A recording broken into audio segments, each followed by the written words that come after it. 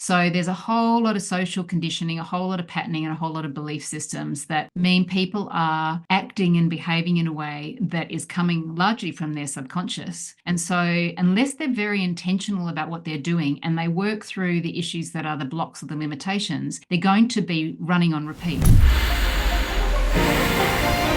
Welcome to the Aligned State podcast. I'm Kristian Livolsi, and today we are having an inspiring conversation. And joining me, my incredible co-host, my guru, my friend, Bronwyn. Welcome to the Aligned State podcast. I'm Kristian Livolsi, and today we're diving in to a game-changing topic, energy alignment. Now, let's be real. Running a business takes more than just time and skill. It takes energy.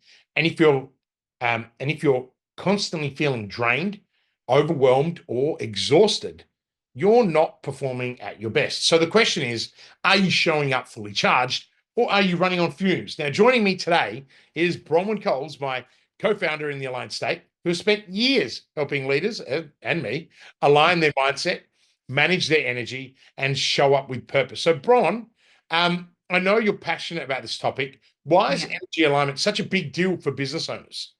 Yeah. Look, honestly, it's a big deal for everybody, but for business owners, because they influence so many people and obviously their product or their service, it becomes critical. If they want to actually be both successful and prosperous, they need to align their energy with the service that they provide, whether that's a product or a service. And they also need to align it so that they can engage in that ripple effect that we've talked about before, where when they send the energy outward, their team benefit, their team are clear on what's going on, and their client base is clear on what's going on. But also, it then magnetizes and attracts to them the right type of client. Amazing. So, well, let's get started, right? So let's get started with the biggest problem. Why are business owners constantly feeling drained and depleted? Yeah, a lot of it comes down to expectation and obligation.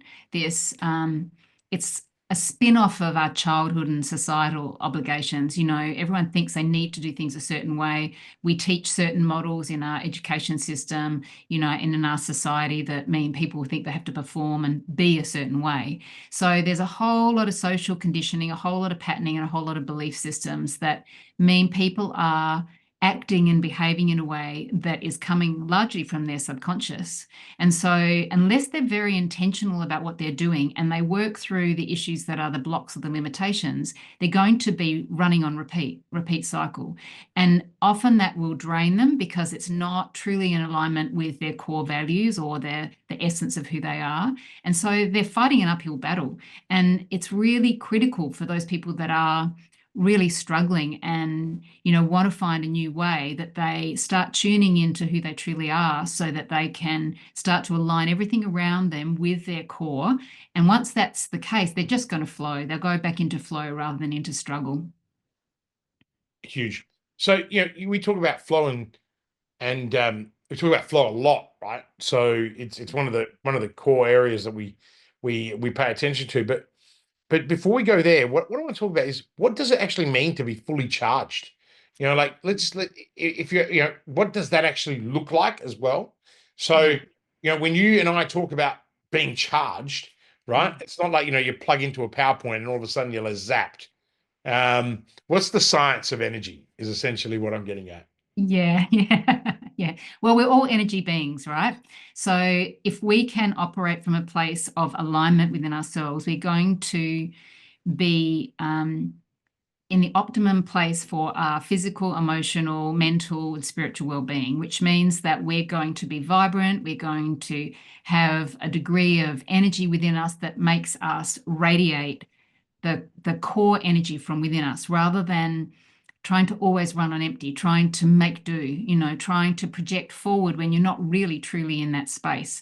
So to be in that environment, to be in that that vibrancy, firstly, you have to understand what is your driver. You have to understand your purpose, your reason for being here, your passion for what you are doing, and then make choices that brings you into alignment with that.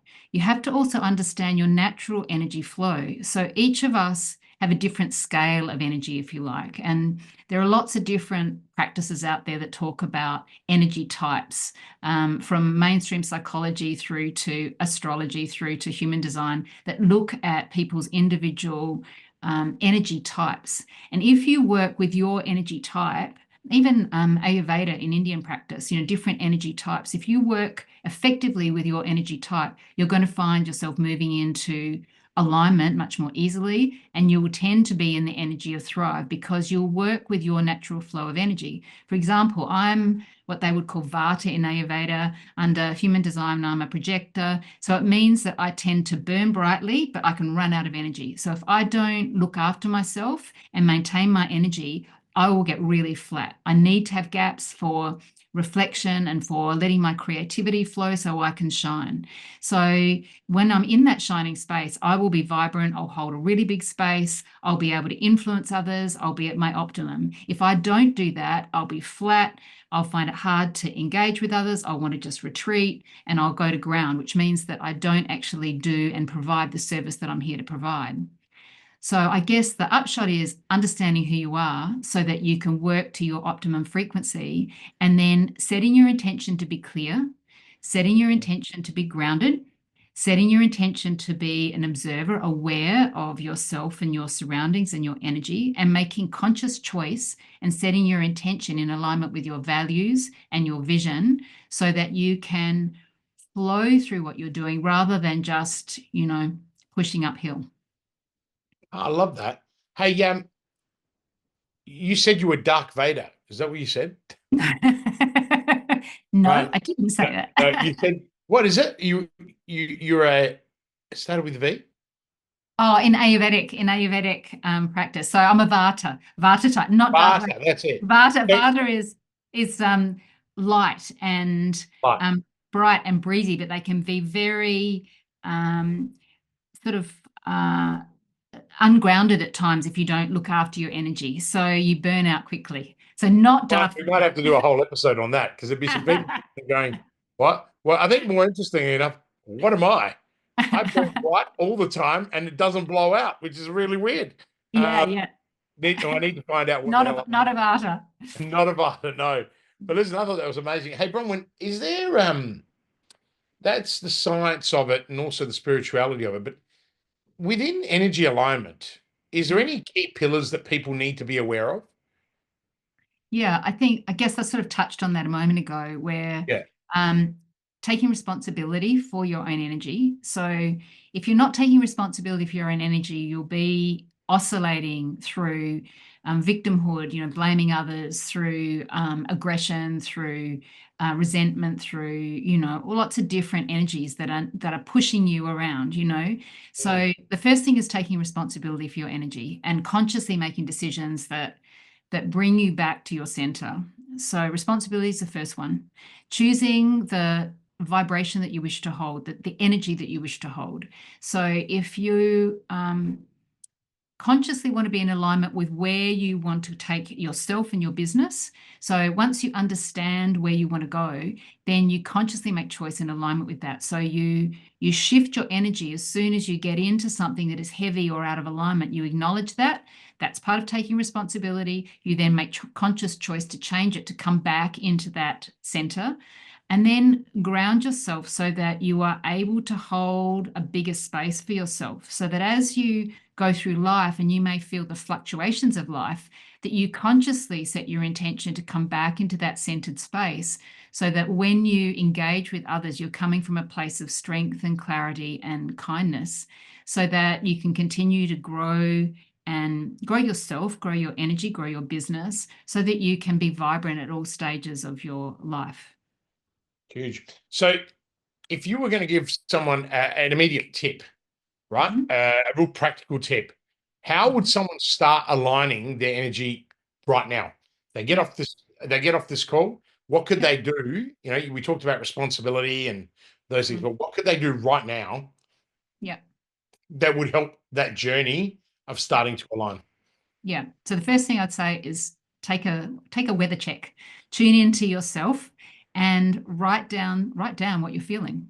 So half the time people don't know what they're feeling. They're so busy overriding what they feel that they don't take the time to actually recognize exactly where they're at.